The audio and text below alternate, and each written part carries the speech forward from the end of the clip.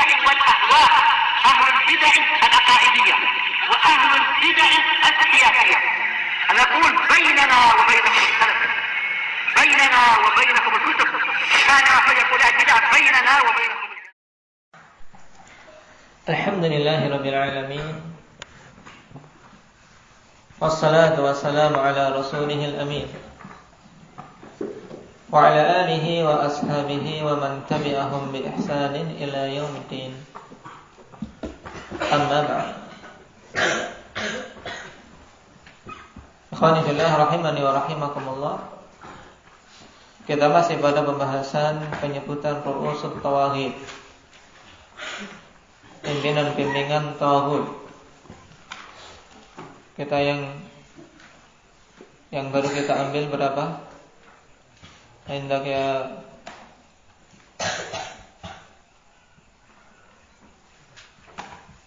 berapa nih?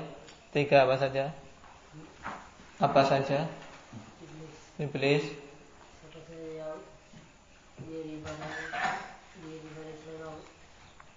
Siapa saja yang diibadai selain Allah dan dia ridha. Yang ketiga, siapa saja yang menyuruh manusia untuk beribadah kepadanya. Contoh untuk jenis yang ketiga yang terakhir kita ambil kemarin, siapa saja yang menyuruh untuk manusia beribadah kepada dirinya. Di antaranya siapa? Hendak ya Irbad. Fir'aun, dalilnya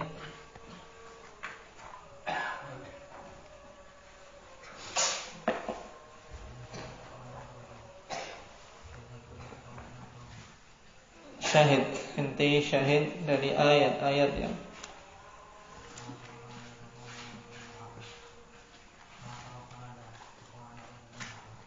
yang mana? Yang menunjukkan dia menyuruh manusia untuk beribadah kepadanya. Nah, ahsanta. Faqala ana rabbukumul a'la. Contoh yang lain, Rifki. Kisra. Nah, sebagaimana dalam riwayat, 2 utusan datang kepada Rasul ketika ditanya tentang perbuatan mereka, amarona Rabbuna, telah memerintahkan kepada kami Rabb kami, yaitu maksudnya Kisra. Adapun dalam sejarah Islam yang mereka menisbahkan kepada Islam, yang masyhur siapa? Umar.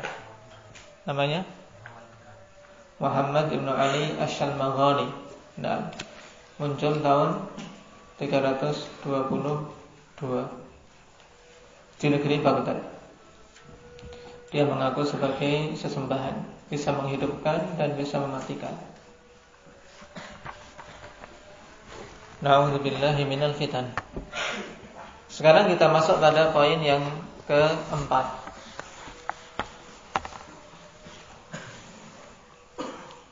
Man idda'a ilmal ghaib. Di antara pimpinan-pimpinan taghut, yaitu siapa saja yang mengaku-ngaku mengetahui ilmu ghaib.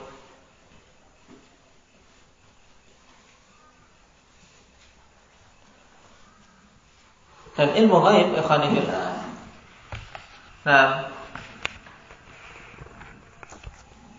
yaitu segala sesuatu yang tidak kita ketahui dan hanya Allah Subhanahu wa taala saja mengetahuinya dari perkara-perkara yang telah terjadi maupun akan terjadi.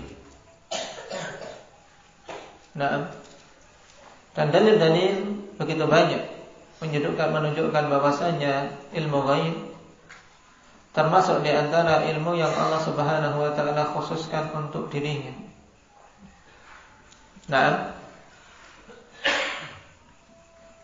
dengan berbagai macam bentuk pengkhabaran. Kalau kita perhatikan Al-Quran, ya khanifillah, penegasan bahwasanya ilmu ghaib adalah ilmu yang merupakan kekhususan bagi Allah Subhanahu wa taala, kan kita dapati banyak bentuk-bentuk dalil dengan berbagai macam sisi pendalilan. Di antara yang pertama, yang ini merupakan bentuk hasr paling kuat yaitu digabungkannya nafi dan itsbat. Sebagaimana dalam surat An-Naml, qul la ya'lamu man fis samawati wal ardil ghaiba illallah. Nah, katakanlah wahai Nabi, la ya'lamu man fis samawati wal ardi, tidaklah mengetahui siapapun yang ada di langit dan bumi al-ghaib, perkara ghaib, illallah, kecuali Allah. Di sini apa? Ada nafi, yaitu la ya'lamu, kemudian itsbat illallah. Dan perlu diketahui bahwasanya penggabungan antara nafi dan itsbat ini dalam ilmu balaghah adalah apa? Ablaghu siyaghil hasar, yaitu sighah pembatasan yang paling kuat. Makanya kalimat tauhid datangnya dengan apa? Dengan nafi dan itsbat, la ilaha illallah, sama. Dan itu adalah sighah pembatasan yang paling kuat. Kemudian bentuk yang kedua yaitu dengan taqdim ma haqquhu ta'khir, mengedepankan sesuatu yang harusnya diakhirkan. Ini juga menunjukkan pengkhususan. Seperti dalam surat Hud ayat 123. Allah katakan walillahi ghaibus samawati wal ardi wa ilaihi yurja'ul umur. Nah, wa ilaihi yurja'ul amru kulluh. Walillahi ghaibus samawati wal ard, dan hanya bagi Allah lah perkara-perkara gaib di langit dan bumi, dan hanya kepadanya lah dikembalikan semua perkara. Nah, syahidnya apa? Khanifillah, walillah di sini jar majrur harusnya diakhirkan tapi dikedepankan, memberikan faedah apa? Hasar. Menunjukkan apa? Ghaibus samawati wal ard, yaitu hanya hak Allah Subhanahu wa taala saja untuk mengetahuinya. Kemudian bentuk yang ketiga alhamdulillah, yaitu dengan membatasi kunci-kunci perkara ghaib hanya pada Allah Subhanahu wa taala saja. Bahwasanya kunci-kunci perkara ghaib itu ya hanya di sisi Allah Subhanahu wa taala, tidak di sisi makhluk-makhluknya. Sebagaimana dalam surat Al-An'am ayat 59. Wa 'indahu mafatihul ghaibi la ya'lamuha illahu. Dan di sisi Allah Subhanahu wa taala itu mafatihul ghaib. Kenapa kalau disebut dengan mafatih? Ya, kunci-kunci perkara ghaib yang tidak mengetahuinya kecuali Dia. Nah, taib. Karena mafatihul ghaib yang kemudian ditafsirkan di ayat Luqman ayat 34. Nah, dan ini penafsiran Al-Quran dengan Al-Quran yang merupakan sekuat-kuat penafsiran. Jadi mafatihul ghaib dalam surat Al-An'am ditafsirkan dengan surat Luqman ayat 34, di mana Allah Subhanahu wa taala katakan, "Innallaha 'indahu 'ilmus sa'ah wa yunazzilul ghaitha wa ya'lamu ma fil arham wa ma tadri nafsun madza taksibu ghadan wa ma tadri nafsun bi ayyi ardin tamut innallaha 'alimun khabir."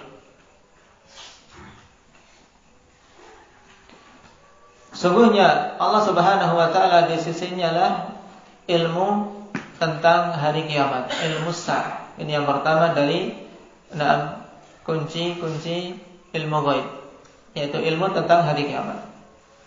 Wa yunazzilul ghaith, dan ilmu tentang apa? Kapan turunnya hujan. Wa ya'lamu ma fil arham, dan di sisi Allah lah ilmu untuk mengetahui apa-apa yang ada di dalam rahim. Wa ma tadri nafsum madza taksibu ghadan, dan suatu jiwa tidaklah mengetahui apa-apa yang akan dia lakukan besok. Kemudian yang kelima, wa ma tadri nafsum bi ayyi ardin tamut, dan tidaklah ada satu jiwa pun yang akan mengetahui di bumi bagian mana dia akan mati. Apakah di tempat yang bagus ataukah di tempat yang mulia? Nah, ini tidak tahu kita semua matinya mau di mana. Namun harapan kita kepada Allah untuk bisa mati di tempat yang utama. Innallaha alimun khabir, sesungguhnya Allah Subhanahu wa taala Maha mengetahui. Nah, ada 5 perkara akhanillah, kenapa kok disebut dengan mafatihul ghaib? Yang Rasul sallallahu alaihi wasallam juga dalam hadis yang diriwayatkan oleh Imam Bukhari menegaskan mafatihul ghaib khamsun la ya'lamuha illallah. Kunci-kunci perkara ghaib itu 5, tidaklah mengetahuinya kecuali Allah. Tayyib. Yang seperti disebutkan dalam ayat tadi. La ya'lamu ma taghidul arhamu illallah, wa la ya'lamu ma fi ghadin illallah, wa la ya'lamu mata ya'til mataru ahadun illallah, wa la tadri nafsun bi ayyi ardin tamut illallah, wa la ya'lamu mata taqumus sa'ah illallah. Tidak mengetahui apa yang ada di dalam rahim-rahim kecuali Allah. Apakah mau mati ataukah mau hidup? Dan bagaimananya? Ya kecuali Allah saja yang tahu hakikatnya. Adapun manusia pada zaman sekarang hanya menduga saja. Nah, itu pun terkadang banyak yang meleset. Nah, dikiranya 1, ternyata ketika lahir muncul 2. Nah, seperti keponakan saya itu. Nah, di USG cuma 1, tiba-tiba setelah di operasi jadi 2. Nah, di belakangnya ternyata. Nah, la ya'lamu ma taghidul arham illallah. Kemudian wala ya'lamu ma fi ghadin illallah, tidak mengetahui apa yang akan terjadi besok kecuali Allah.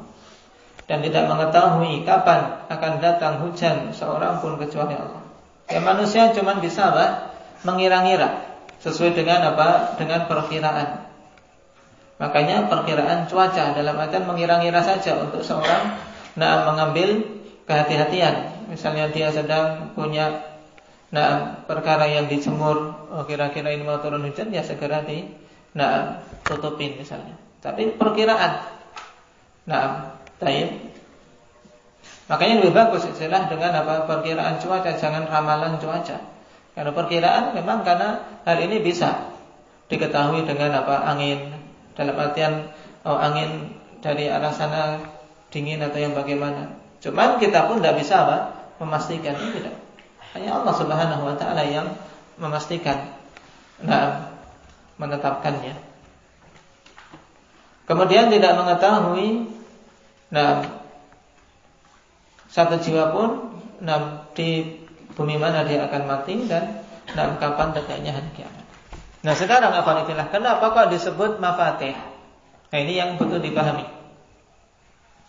Disebut kunci-kunci. Kenapa? Karena tayyib as-sa'ah. Kita urutkan sebagaimana dalam ayat.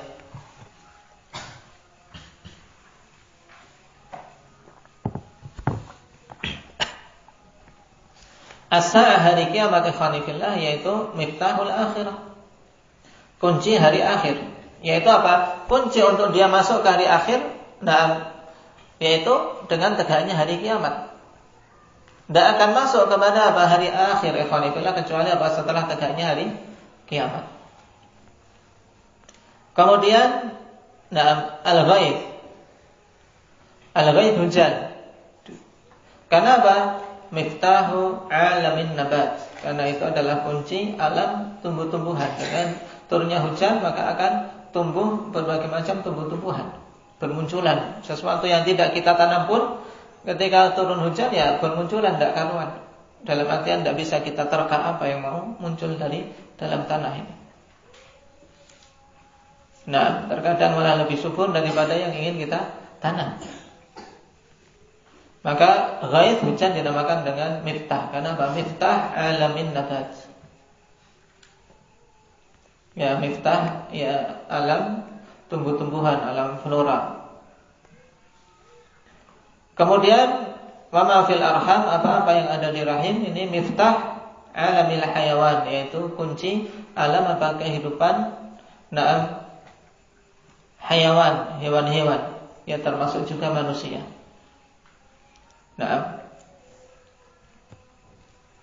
Kemudian mama taksibu nafsun ghada, apa yang akan dilakukan oleh seorang esok hari, karena apa? Itu miftahul amal, kunci dari amalan. Besok dikhususkan, kenapa? Karena itu yang paling dekat dengan zaman kita, ya. Kalau yang paling dekat dengan zaman sekarang kan besok. Itu saja kita tidak tahu, apalagi yang lebih jauh dari itu. Kemudian al-maut, ya, disebut dengan miftahul ghaib. Kenapa? Karena itu adalah miftahul barzakh, kunci menuju ke alam barzakh. Kalau sudah mati, ya, masuknya ke alam barzakh. Tanpa kematian dia tidak akan masuk ke alam barzakh.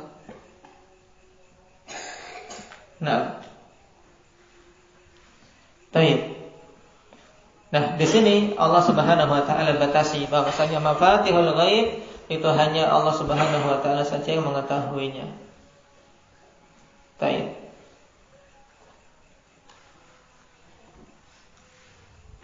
Dan disebutkannya mafatih dikarenakan apa? Segala sesuatu untuk mencapai tujuannya butuh miftah. Kalau miftahnya saja ikhwanifillah tidak punya, maka bagaimana bisa mendapatkan apa? Mendapatkan sesuatu yang ada di balik hijabnya. Makanya dinamakan dengan mafatihul ghaib. Kalau kita tidak tahu miftahnya, maka bagaimana bisa mengetahui yang di balik itu? Baik. Kemudian bentuk yang keempat yang menunjukkan pengkhususan ilmu ghaib bagi Allah, yaitu dengan menggunakan kata innama.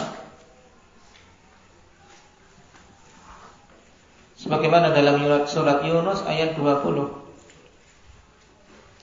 Wa yaquluna laula unzila alaihi ayatun min rabbih faqul innamal ghaibu lillah fantadhiru inni ma'akum minal muntadhirin.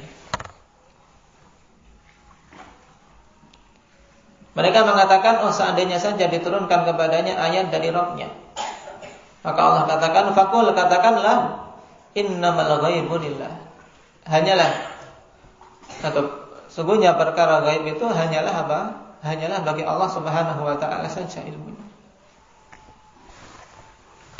Dan innama termasuk konteks yang menunjukkan pengkhususan dan pembatasan.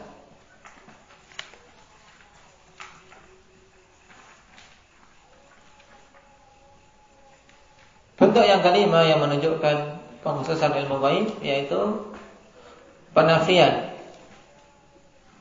Penafian secara langsung bahwasanya makhluk tidak akan mampu melihat, mengetahui perkara-perkara yang ghaib. Allah katakan dalam surat Ali Imran ayat 179. Wa ma kana Allahu liyudli'akum 'alal ghaib walakinnallaha yajtabi min rusulihi may yasha. Allah Subhanahu wa taala tidaklah akan memperlihatkan kepada kalian hal-hal yang ghaib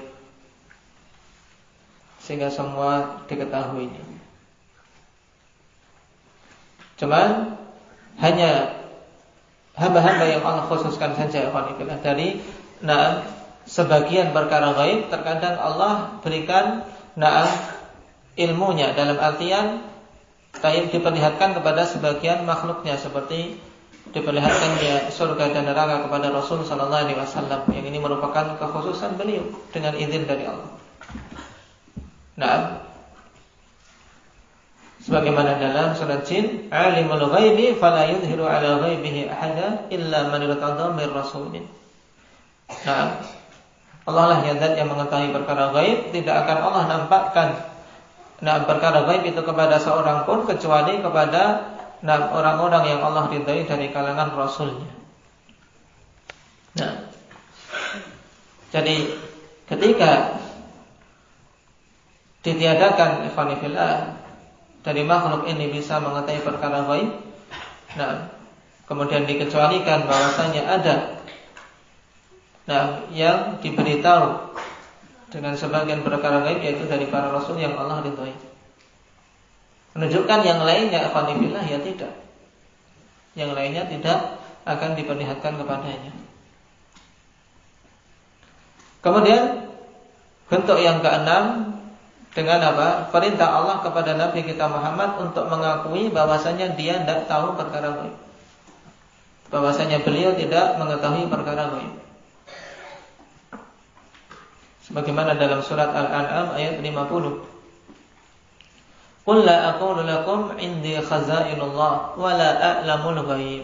Lihat. Nah, ini untuk memutus ikhwanillah